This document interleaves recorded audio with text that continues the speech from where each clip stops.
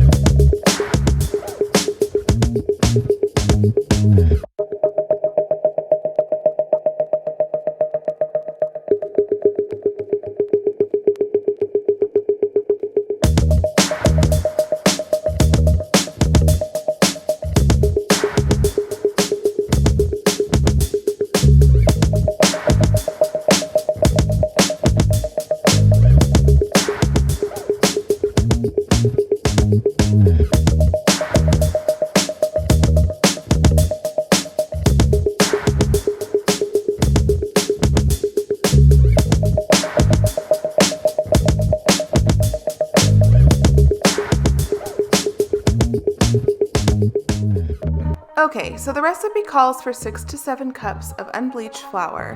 What I typically do is I will start by adding in 2 to 3 cups and then attach the dough hook and start mixing everything in, combining all the ingredients.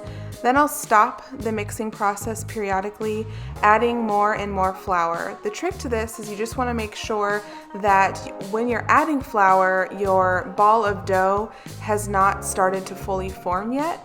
So that way it doesn't become a big problem and everything's all dry and clumpy on the inside of your mixer.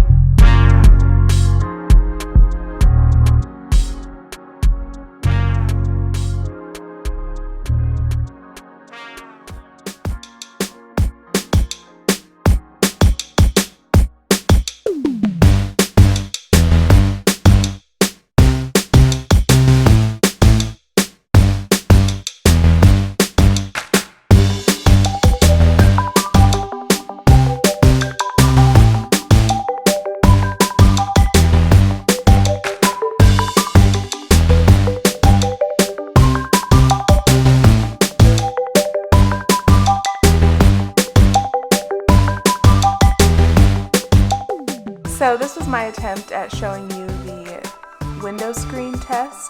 What that means is you should be able to stretch your dough gently but thin enough to where you can almost see through it, just like a window screen. You should be able to see light coming in through your dough mixture. That's how you know that your dough is ready to begin the proofing process.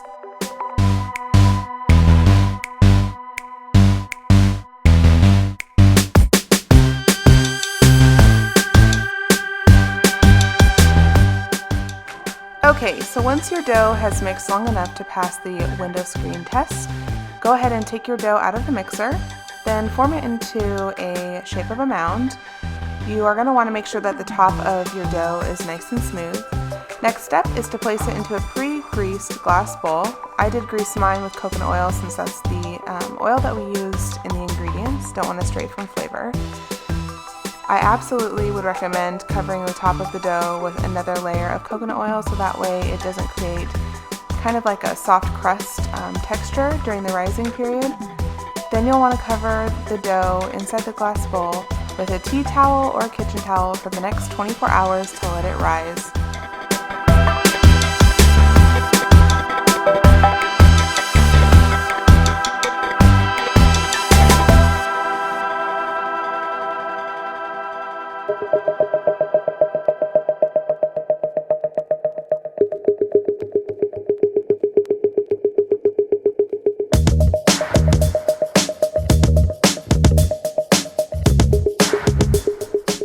Pre-grease 2 bread pans with coconut oil so that way your bread does not stick.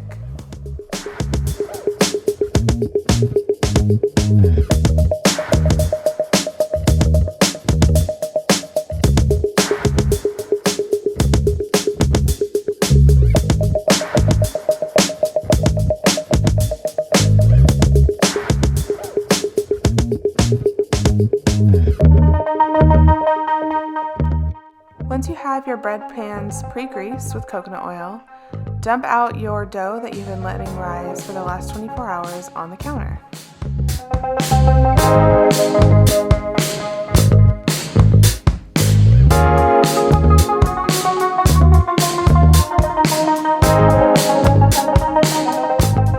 This next step, you want to make sure that the knife is very sharp. You're going to cut your dough mound in half to make 2 separate loaves with it.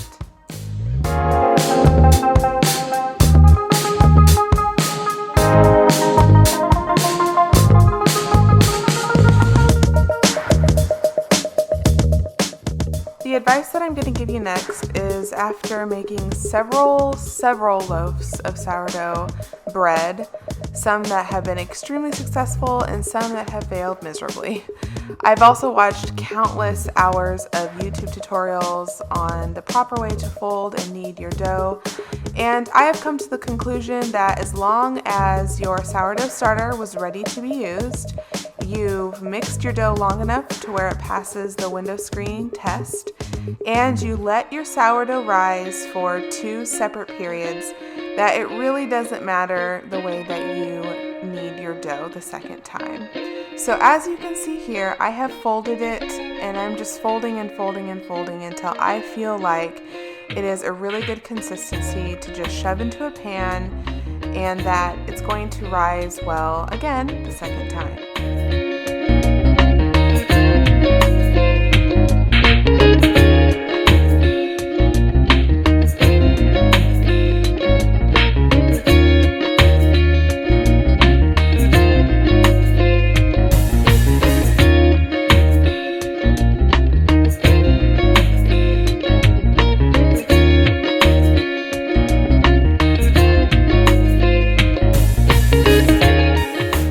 So take a deep breath, don't panic, your bread will rise again. As long as your sourdough starter was ready to be used, and again that it was mixed long enough in your mixer, your bread is going to rise for a second time, and hopefully when you wake up in the morning you will see 2 beautiful buns peeping up from underneath a cloth that you will also have placed over your bread baskets for the night before.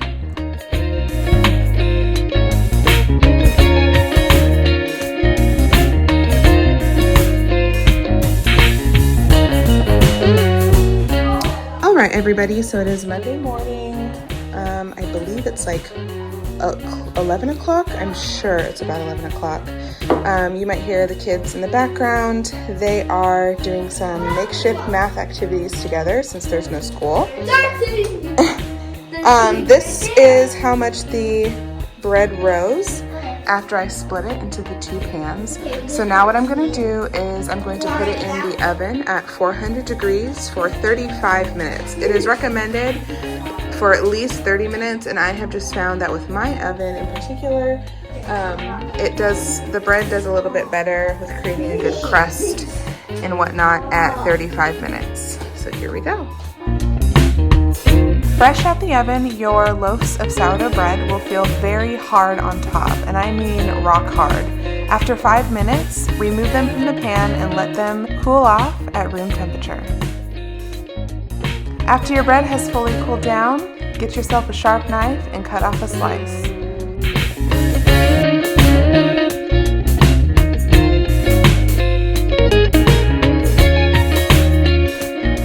I want everyone to feel empowered to do things like this at home. Making food from scratch is such a great feeling. I've included the next 45 seconds of bread B-roll footage. I hope everybody has a wonderful rest of their day, and we'll be seeing you soon.